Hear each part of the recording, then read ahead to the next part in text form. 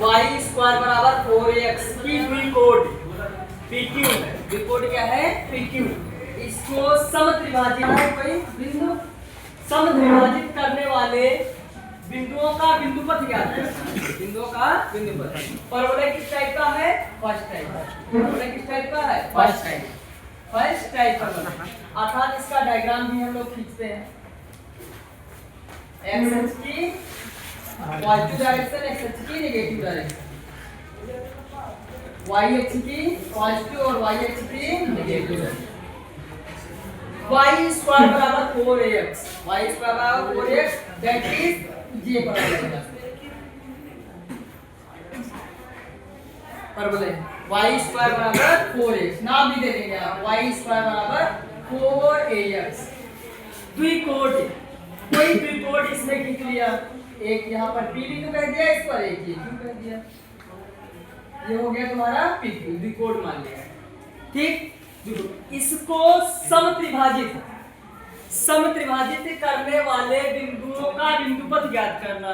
अर्थात यदि कोई रेखाखंड दिया जाए उसको जो 3 भागों में बांटना हो, समत्रिभाजित मतलब समान 3 भाग, समान 3 भाग, 3 भाग तो कितने बिंदु, जैसे ए और बी कोई रेखाखंड है, इसको 3 भागों में बांटना है तो कितने बिंदु मिलकर 3 भागों में बांटेंगे? 2 बिंदु, कोई 2। अर्थात यहाँ पर मैंने एक कोई बिंदु ले लिया और एक यहाँ ले लिया। ठीक है, समत्रिभाजित, इसका नाम मैंने कैपिटल M और इसका नाम कैपिटल N। ये 2 बिंदु मिलके इसको समत्रिभाजित कर रहे हैं। अर्थात ये दूरी कितनी है उतनी ही ये है MN, उतनी ही NQ है, उतनी ही NQ। समान समत्रिभाजित, समत्रिभाजित में समान 3 खंडों में विभाजित करने वाले कितने बिंदु होंगे? किसी रेखाखंड के 2 बिंदु होंगे, सब तब जाती है 3 बराबर बराबर भागों में बटेगी। ठीक है, हम लोग इसका कोऑर्डिनेट जानते हैं क्या? a t square comma 2a है ना, इसका भी कोऑर्डिनेट जानते हैं। इसका कोऑर्डिनेट कौन बताएगा? कामा -2at हो गया।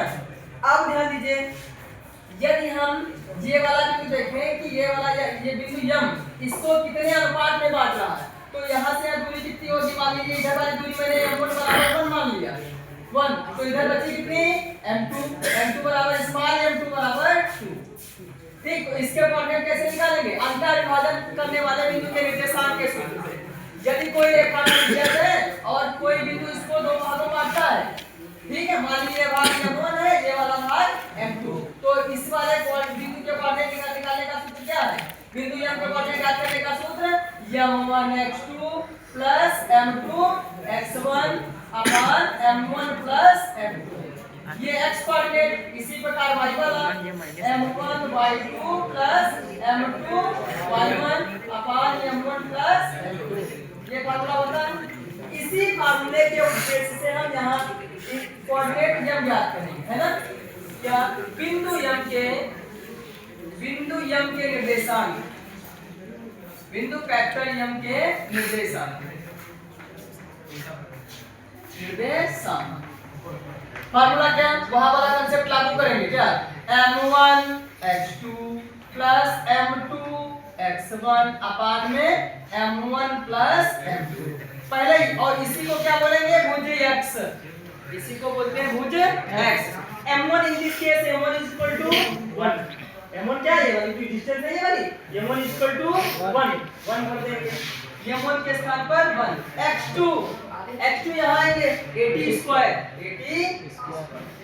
Plus M2 in this case M2 is equal to यहाँ से यहाँ तक की डिस्टेंस कितनी है? 2 भर देंगे, 2x1 at square upon M1 plus M2 that is 2 plus 1, 2 plus 1 is equal to 3, x is equal to, अर्थात ध्यान दीजिए 80 स्क्वायर में 280 स्क्वायर जोड़ दिया, कितना मिला? 380 स्क्वायर, 380 स्क्वायर बाई 3 से 3 कैंसिल, अर्थात x की वैल्यू आ गई, x कोऑर्डिनेट क्या है? 80 स्क्वायर, x का कोऑर्डिनेट इसको 1 करेंगे। इसी प्रकार y निर्देशांक इसका ज्ञात करेंगे m का, ये आ गया पहला वाला बिंदु। अब दूसरा बिंदु y बराबर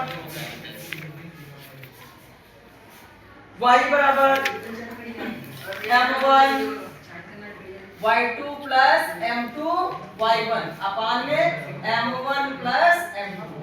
चलिए m1 का काम 1 कर रहा है, in case m1 is equal to 1, m1 is equal to 1 multiple by y2 minus 280 plus m2 2 y1 का मान वहां से y1 यहाँ 280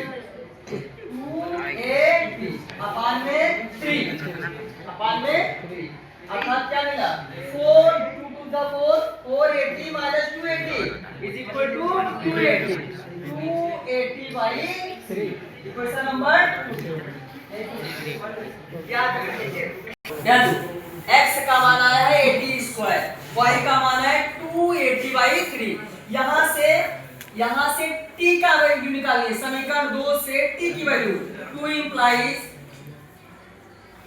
280 by 3, therefore t is equal to 3y by 2 ये मिलेगा। t की वैल्यू आ सकती, t का मान निकाला और कितना मिला 3 की गुणा अपान 2 आ गया। ये t का मान t के स्थान पर समीकरण 1 में भरेंगे, t के स्थान पर समीकरण 1 में रखने पर